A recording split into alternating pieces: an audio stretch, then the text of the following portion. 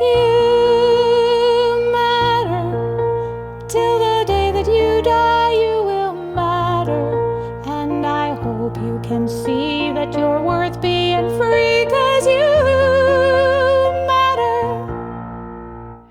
When Joseph forgave his brothers, there were 4 things that he did not do that protected him. He didn't pursue relationship with them. He didn't trust them. He didn't make it easy for them to get into his life again. And he didn't develop an intimate relationship with them afterwards. Sometimes when we forgive, this is what we need to do. Other times, it's unnecessary to protect ourselves in this way. So how do we know the difference? How do we know whether we should forgive and forget? And how do we know when we should forgive and be very cautious afterwards? That is what we're going to talk about today. My name is Carissa Schalk, and thank you for joining me for this Bible study. Please give this video a thumbs up and share it with friends and enemies alike. When you subscribe to the channel, be sure to also click the little bell icon and you'll be notified when I post new videos. And in the comments section below, let me know what points you found particularly useful or meaningful and which points you'd like to see clarified or expanded on in future videos. You can follow me on Facebook and Instagram, and you can find more information in the description either below or beside this video when you click on more below. There you will also find the link to my online store, and I hope you'll visit and make some purchases. At the time of this recording, I have 1 novel and 2 CDs of original music available. To get a feel for the content, please be sure to stay tuned, because at the end of this video, I will have a brief excerpt from from the novel or one of the CDs. And now, back to our Bible study. The history of Jacob's family, that being Joseph and Joseph's brothers, reads kind of like the script to a really bad soap opera, and sometimes even worse. Half of the brothers aren't even mentioned, but Leah's oldest 4 sons, Reuben, Simeon, Levi, and Judah, and then Rachel's 2 sons, Joseph and Benjamin, are mentioned multiple times. Of course, Joseph takes up a whole chunk of the book of Genesis. But what we do know about Joseph's brothers tells us a lot about their characters. Reuben slept with his stepmother, which is very rarely something that is approved of in any culture. And Judah had twin sons by his daughter-in-law, which is also probably frowned on in most cultures. That was bad enough. The worse than a bad soap opera is what Simeon and Levi did. Now, their sister went out visiting with some other girls, and as she was out there, a young man came and found her and raped her, but then fell in love with her and wanted to marry her. And he was willing to do absolutely anything that Jacob and the girl's brothers wanted him to do. The young man's father was willing to do anything, and even the entire community was willing to do whatever was necessary so this young man could marry Jacob's daughter, Dinah. The brothers, and it sounds like Simeon and Levi were probably the ringleaders in the entire thing. The brothers deceived the men into believing that if the men of the community were only circumcised, then it would be no problem, that they'd be happy to let Dinah marry into that community. Then when all the men of the community were circumcised, while they were incapacitated because they were recovering, Simeon and Levi went into the town and slaughtered every male in the community, which is simply inexcusable. At the very most, one could possibly excuse them getting their revenge on the young man who had raped their sister. You could possibly excuse that. There's absolutely no way you can excuse them going in and slaughtering every man, every male, apparently, in the entire town. It sounds like Jacob may have been more horrified by how their behavior reflected on him than by the atrocity that they had committed. But nonetheless, when he addressed it with them, their response was, "But we're going to let this guy get away with what he did to our sister," as though that excused destroying the whole town, pretty much. So we also know that it says, Genesis says explicitly that Joseph's brothers did bad things, and Joseph found out about it and reported it to their father, which pretty much says that Joseph was probably a goody two-shoes, a holier-than-thou, tattletale, but his brothers were not good men, which is the point that I'm trying to make here. His brothers were not men of good character. Now, so if we fast forward to when Joseph's brothers came to him in Egypt, it's helpful if we understand that what I've just described to you is what Joseph knew of his brothers. He knew them to be violent, deceptive, self-serving, undisciplined, subject to just a vile temper. And it is that, I believe, more than just the fact of what they had done to him, that takes him over into these 4 things that he did not do. So to begin with, let's look at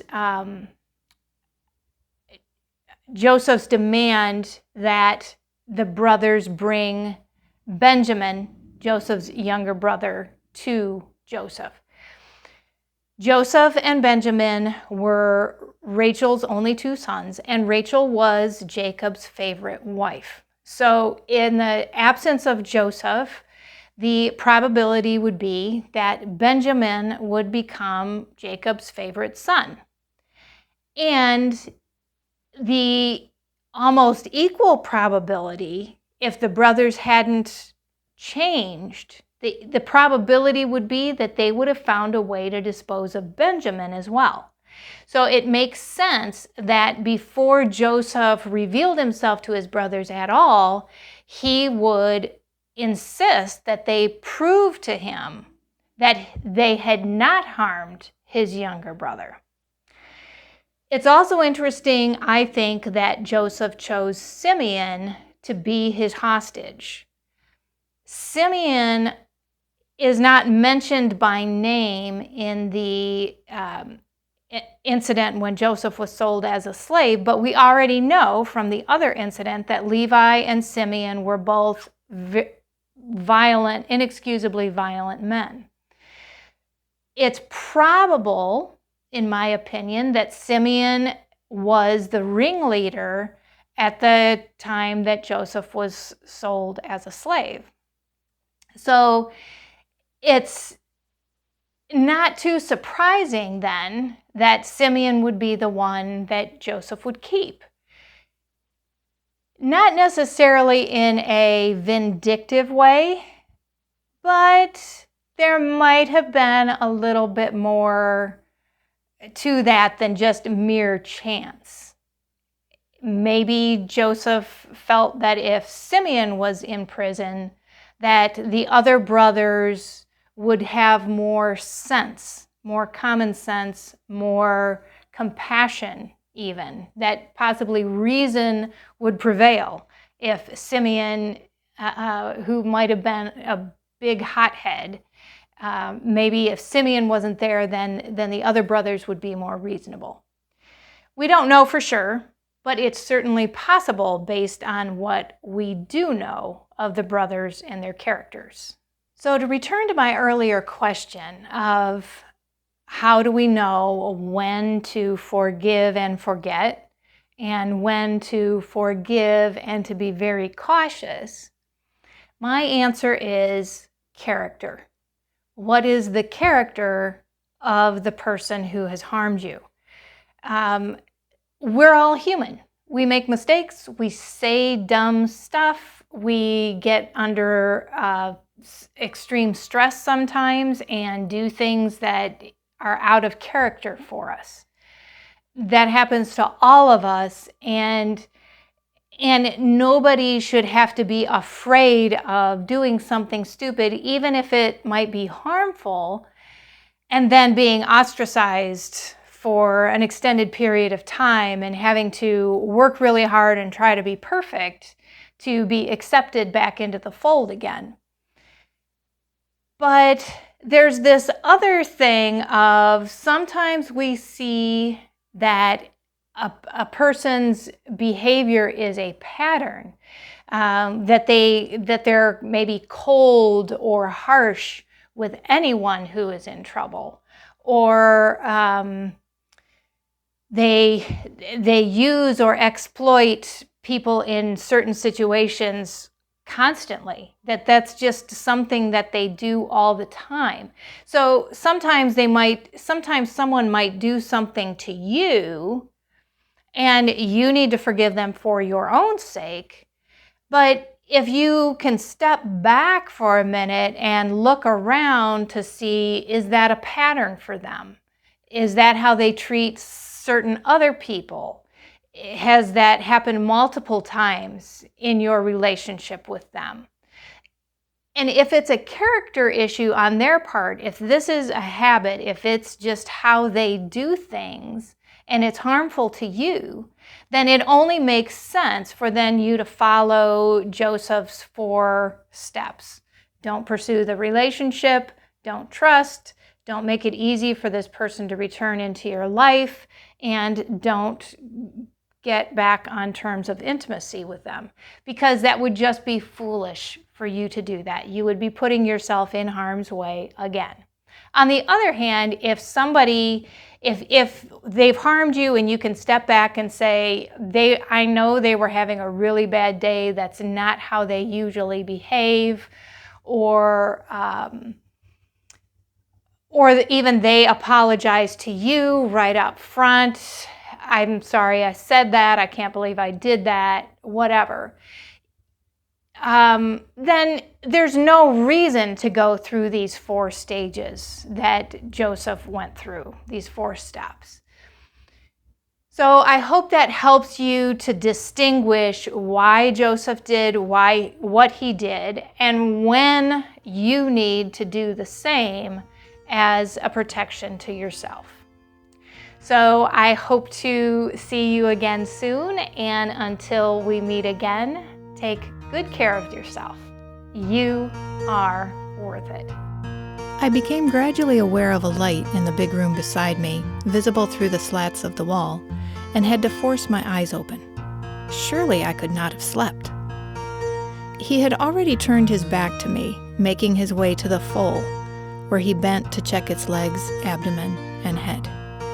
The mare turned her head toward him, curious, and he scratched her between the ears with the ease of long practice. He knew these animals. It wasn't just animals in general that he was familiar with. He was on speaking terms with these animals. This was the man who'd shot his ex-wife. He had murdered her for no apparent reason, and then he had chased his kids across the countryside. Yet I teetered on the verge of opening my mouth to tell him that we were there. It didn't seem possible that this man, so gentle with mere animals, could harm us. He turned toward the barn door, and relief flooded through me. He was leaving. It was too good to be true. He pulled the string that lifted the latch, and then let it go again. After a long moment, he reached out and flicked a switch that flooded the entire inside of the barn with light. As my eyes adjusted to the light, I saw his face for the first time, and my heart pounded against my ribs. His expression was that of a tired, confused man. He looked as if he had been awakened from a sound sleep and accused of conspiring to murder the President of the United States. With slow, measured steps, he paced around the big open space, inspecting corners and nooks and crannies. Near the door, he pounced on something he hadn't noticed before. Turning toward the center of the room so he could see more clearly, he lifted to the light a baby's shoe. It was too late. He knew we were there.